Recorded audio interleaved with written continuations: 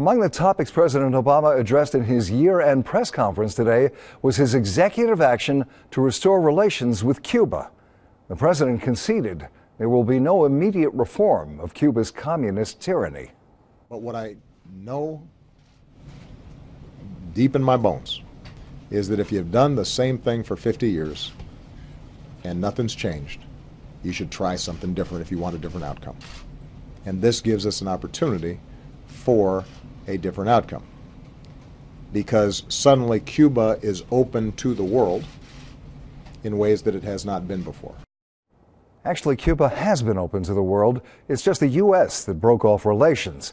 And the Castro brothers have used that as an excuse for their poor economy under communism and the repression that made the U.S. label Cuba a state sponsor of terrorism.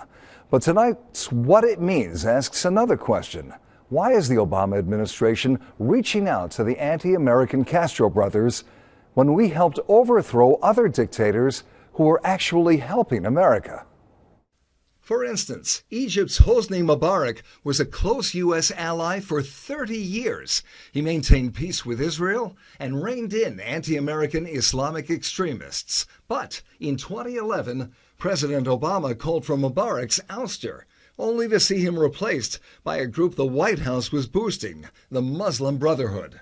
Egyptians were then so revolted by the Brotherhood's brutality, they brought Mubarak's generals back into power. Or take Libya.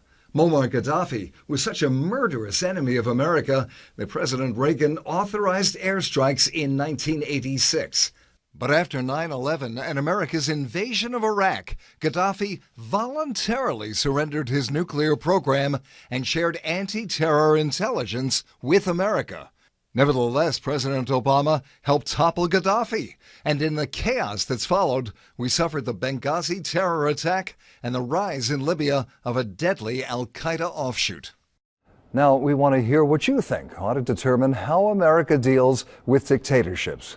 Weigh in on our Facebook page, Fox 45 Dayton.